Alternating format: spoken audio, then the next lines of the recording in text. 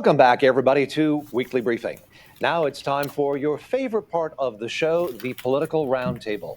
On Tuesday, the Department of Education announced that it has begun cutting nearly half its workforce, paving the way to dismantle the department. President Donald Trump said that he wants to give the power back to the states to make decisions on education. Take a listen. You look at Department of Education, it seems like so many buildings I ride by, it says Department of Education. They're all over the place. And we don't even want it. We want the education to be given by the states. It'll be much better. It'll move us to the top of the list from the bottom of the list. So, AJ, roughly 1,300 employees were notified of their layoff, and they will be terminated in 90 days, gone forever. Will this make a difference? I think this will make a huge difference. The Department of Education was started in 1980 by Jimmy Carter, and it was supposedly supposed to help improve education and improve fairness for students, and it hasn't done that, quite frankly. It's made education about bureaucracy instead of about teachers and families, and it's time for us to clean that up and to focus again on what works for students and what doesn't. So, Jonathan, bringing it all back to the states, music to your ears, perhaps? Well, it sure is. I think President Trump is exactly right on this point, that education has always been a function of state and local government, but more importantly, parents, and allowing parents to choose. And when we transition away from this bureaucracy in Washington, D.C., that has never educated a single child, by the way, even though it employs tens of thousands of people and wastes untold taxpayer dollars, taking it to the state level where education is done. Now we've had this education choice revolution just in the last 5 years, where now, as of just last week, 15 states provide universal school choice that empower parents to make the decisions for their children. That's something we at ALEC have been talking about for decades, and now this dream is going to be realized because of this extra work of President Trump at the national level to empower parents even more in the states. So Jonathan mentioned choice, Elizabeth. Is that where this is all going? Because a lot of Republicans have said that education choice is our civil rights issue. Is that what is happening here, do you suppose? Definitely. The Department of Education was pushing ideas on children that parents don't want their children learning about. Teaching, of course, we've talked a lot over the past few years about how the Department of Education was pushing the idea that you can be any gender you want, all of that type of nonsense on kids. And not only that, but like AJ said, it wasn't achieving its goal of improving education outcomes. It was supposed to improve math and reading scores. It has not done that in its 45 years. And something else that's notable to me is that there are more than around 1,000 employees making more than $160,000 a year at the Department of Education, and around 100 making $200,000 a year. That's way more than the vast majority of teachers. And so seeing a cut in the workforce is pretty much a good thing. So, AJ, is anybody actually working at the Department of Education? I think the president said that nobody shows up for work there, right? Well, they've been focusing so much on tests and how we can test children and how they've done studies every year that, are students meeting this requirement? And every year it shows that they're not, but they're not figuring out how can we individualize learning? How can we better equip teachers? Instead, they do more tests, they do more studies, they're creating new requirements so you can't kick bad kids out of class. They've done everything they can to make the teacher's job harder, and they're not doing enough to connect with families about what their students need to improve in the classroom. So it's all welcome. Well, it should be interesting to see how this evolves. Getting one of the departments eviscerated is something that Republicans have been trying to do for decades. We shall see if the Trump administration succeeds, and they certainly appear to be determined to do so well. Meanwhile, the Consumer Price Index rose 2.8% over the past 12 months, which was below the 2.9% gain that the Bureau of Labor Statistics expected. Meanwhile, the stock market took a tumble over uncertainty about new tariffs. President Donald Trump doubled down on his tariffs, arguing they will make the American people rich again. Take a listen to this. All I know is this: we're going to take in hundreds of billions of dollars in tariffs, and we're going to become so rich, you're not going to know where to spend all that money. I'm telling you, you just watch. We're going to have jobs. We're going to have open factories. It's going to be great. Jonathan, so rich they won't know where to spend all their money. What do you think of that? Well, I'll tell you, I think the big thing that we've got to look at right now, as we've talked about several times here, is one of the big issues facing taxpayers is the upcoming expiration of the Trump tax cuts. This is all going on at the very same time these tariff discussions are going on. Right now, it's not moving on Capitol Hill. As I mentioned, I think last show, they should pass it right away, even before this tariff discussion, to give markets confidence that those tax cuts are not going to go away. Let's face it, President Trump inherited an overvalued stock market with some weak fundamentals in the economy handed off by President Biden, including inflation. He's starting to get that under control. It's amazing what happens when you stop spending money like a drunken sailor to inflation numbers and coming in under projections. And of course, the efforts of DOGE are only going to help with that inflation. But John, the other thing that will help with the inflation piece is you have supply side tax cuts. This is the Reagan formula, is you cut spending and you also have a supply side tax cut. That's how you actually boost productivity and get inflation under control in the long term. And then, of course, there's going to be some rocky road ahead, I think. You look at the GDP numbers that will likely come out for first and second quarters here in the next number of months. One of the things that's an inherent problem with GDP, as you know well, is it includes government spending as a huge category of that. And so when we do the right thing in D.C. and get spending under control, that's going to have some weakness in the GDP numbers, just something to think about for the numbers coming up ahead. So there could be a little bit of an interregnum there, apparently. Right? I think that's right. But still, the policy movement is in the right direction by cutting spending and hopefully renewing the tax cuts. Elizabeth, so it looks like mortgage rates are down, airline fares are down, gas prices are down. According to Ag Secretary Brooke Rollins, egg prices have dropped by nearly $2 per dozen. Are they declaring victory now? I think so. Press Secretary Caroline Leavitt said the price of these consumer goods really reflects the state of inflation and the state of the economy. So to see these prices going down is a really great sign for the economy. We know a lot of manufacturing jobs have been created. And while, of course, we're seeing some short-term struggles with the tariffs, it's likely in the long term things will improve for the better. AJ, prices seem to be down in a lot of critical categories. Is this durable? Will it last? It's durable, and it's durable because, unfortunately, during the Biden years, Americans were using their credit cards just to buy groceries. So the fact that these prices are going down, people can start paying off their credit card debt, they can start saving again, and then we can have an economy that's not based on debt, but based on profit. So I'm looking forward to see America and Americans being rich again. Americans being rich again? I'm sure the White House will say amen to that. We shall see. We shall see. Meanwhile, when we come back, a pro-Hamas activist and Columbia University student has been detained by Immigration and Customs Enforcement and faces possible deportation. Find out more when we return. Don't touch that dial.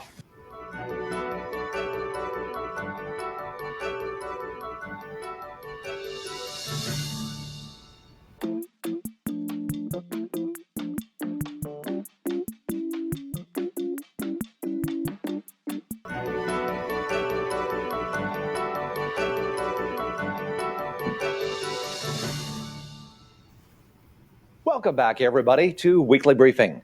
Well, Mahmoud Khalil, a pro-Hamas activist who organized the encampments at Columbia University, has been taken into Immigration and Customs Enforcement custody and faces possible deportation due to his advocacy of pro-Hamas propaganda.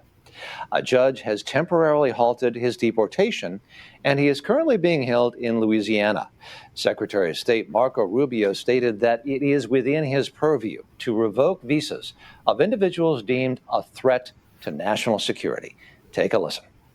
So when you apply for a student visa or any visa to enter the United States, we have a right to deny you for virtually any reason. But I think being a supporter of Hamas and coming into our universities and turning them upside down and being complicit in what are clearly crimes of vandalization, complicit in shutting down learning institutions. There are kids at these schools that can't go to class.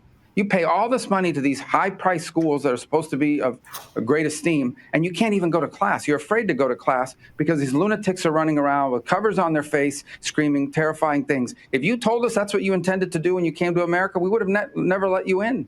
So, Elizabeth, the lawyers are arguing free speech. What do you think?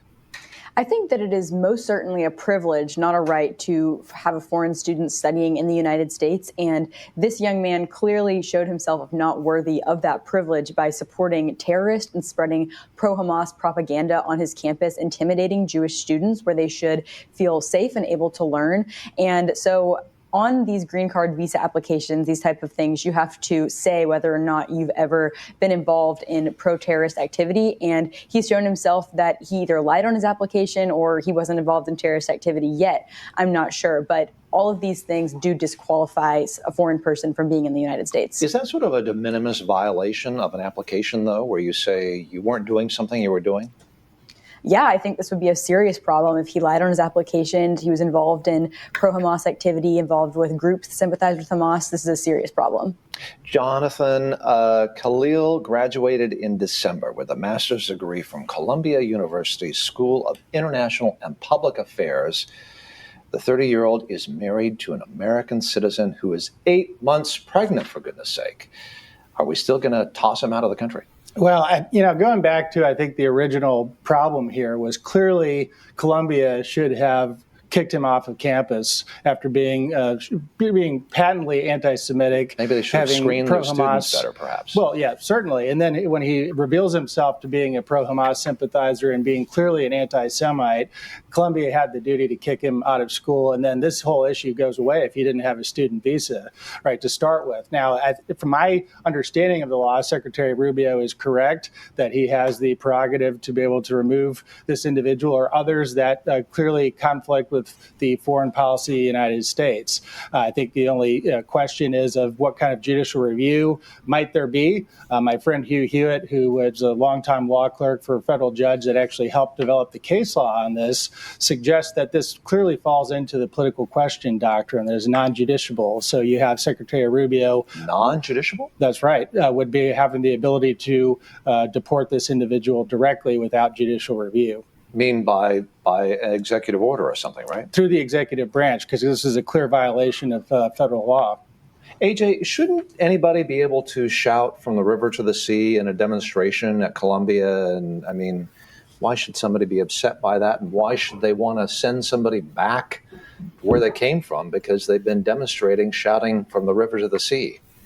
Well, I think we should separate this type of behavior from the hippie college behavior we saw in the past. We expect college students to protest whatever. But as Marco Rubio mentioned, there was vandalism, there were crimes. They shut down their campus. So it wasn't just free speech, it was actions, which had consequences. This protest at Columbia, it sparked protests in other colleges across the country, where then they tried to mimic the behavior of Columbia, to the point that Columbia, as Jonathan mentioned, they had to hold the rest of their school year virtually because students were not being allowed to go to class. So this is beyond, I wanted to protest, I'm anti-war, whatever. It was, we're harassing students, we're destroying our campus, and we're trying to take control of the campus in a way that's totally inappropriate. Elizabeth, I'm wondering, though, Columbia University, are they at all culpable here? Because they seem to be kind of slow on the ball to enforce any laws or any kind of rules or regulations against these demonstrations. They seemed a little bit permissive, I think, according to some of the reports I've read, right? Mm-hmm, definitely. This is pro-terrorist activity that we have going on. They have said that this Mahmoud is a national security threat. He was invoking this type of violence. And so this is very serious. And the Trump administration certainly thinks that Columbia didn't do enough. They're under investigation right now for enabling this type of anti-Semitism. So and they may lose all their federal funding, right? Mm-hmm. They just might. Who knows? We shall see. We shall see. Well, very good. Meantime, immigration and customs enforcement arrests have surpassed the total for the entire fiscal year of 2024 in just under 2 months. With the border secure, there is growing fear amongst experts that cartels may retaliate as their flow of drugs into the country is being cut off. President Trump's border czar warned that if cartels cross the border and take action, they will be wiped off the face of the earth. Take a listen to this. When we got the border down 97% decline on crossing, and we got Border Patrol military on that border, we're hurting them where it hurts in the purse strings, because cartels have no power. They don't have money. They can't buy off officials. They can't buy off the military. They can't buy off law enforcement. So I said that I think you will see increased violence, presence of violence, and I hope they receive the message that now they're terrorist organizations. If they cross that line, I have no doubt in the world that this president, President Trump, will wipe them off the face of the earth. So they ought to just close down and move on, because we're not going to tolerate any violence by cartels in this country. Jonathan, are the cartels just going to close down and move on, do you suppose? Well, think what kind of a difference we have in philosophy here, and not just philosophy, but action. And it's amazing what happens when you enforce the law on the border. It was incredible dealing with state lawmakers as we do at ALEC all the time. You remember that lawmakers in Texas and the governor of Texas had to spend state resources to try to build border constraints for crossings to stop many of these criminal gangs and cartels from coming across the border and trafficking humans and all the things that happens with that type of violence. They were taking it into their own hands to spend state level dollars and resources on something that's clearly a core function of a federal government. We think that federal government is obviously far too large, but when you think of what the federal government should do, the federal government should be focused on exactly this. And it's just such a refreshing change of pace. I was in Austin, Texas last week. Now Texas can focus on what Texas needs to focus on. And there's lots more that they should be doing, such as school choice and others, as we devolve federal powers down. But this is a core federal function, and it's amazing to see what happens when we actually enforce federal law once again. So, AJ, it's interesting. Jonathan raises an interesting point. Is this just about leadership? It's definitely about leadership. And it's like he says, it saves resources all around. This is not only good for the people of America, it's good for the people of Mexico, that these cartels that have gotten rich and fat off of selling drugs into other countries, now they're going to have to say, what do we need to do to survive? What are we going to have to do for our bottom line? So cutting off their lifeline and their way to make money makes everyone safer, not just us, but the people on the other side of the border as well. Elizabeth, how's this going to play out, do you suppose? I think it's great to see someone who's so serious about stopping the cartels, stopping illegal immigration, like Tom Homan, which is that clip we just watched, really showed, I think, sends these cartels, which Trump has named terrorist organizations, a really strong message that if you try to smuggle drugs, fentanyl, et cetera, into the border, if you are causing crime at the border, harming women, children, and others, you will be dealt with accordingly. So a message of we're getting serious means that the cartels may back down? I hope so. As you said, there are concerns that they would retaliate, but I think regardless, we need to stand firm with our mission of making sure that these violent people don't enter the United States. Interesting. Well, we shall see. We shall see.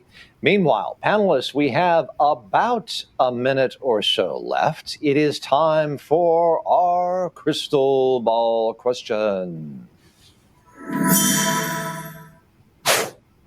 As you all know, 90s comedian and actress Rosie O'Donnell announced that she had moved to Ireland following President Trump's return to office. Panelists, gaze into your crystal ball and tell me, who will be the next celebrity to leave the country because of the president? And where will they go? AJ. I hope it will be Joyless Reed. Now that she has no job, you are free to go to another country that you will enjoy and not criticize every day now that you don't have a television show. Joyless Reed now has a lot of time on her hands. Perhaps she can do something worthwhile in another country. We shall see. Jonathan?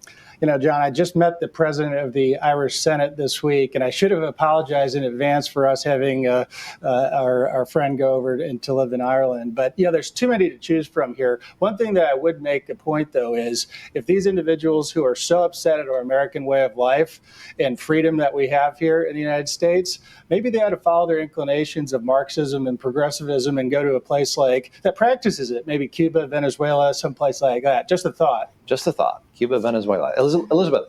I thought it was funny in Trump's meeting with the Irish leader. The Irish leader hadn't even heard of Rosie O'Donnell, and Trump said, "That's good for you." That was funny. But I'm going to go with Representative Rashida Tlaib, who clearly hates America, can't stand for anything American, and is the one person who doesn't want to close the tunnels to keep the cartels out. It seems like she'd be better off elsewhere. Elsewhere. We shall see. Who knows?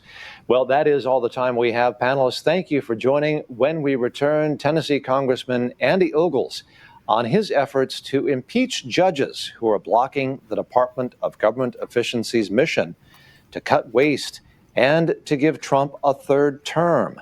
Find out more when we return. Don't touch that dial.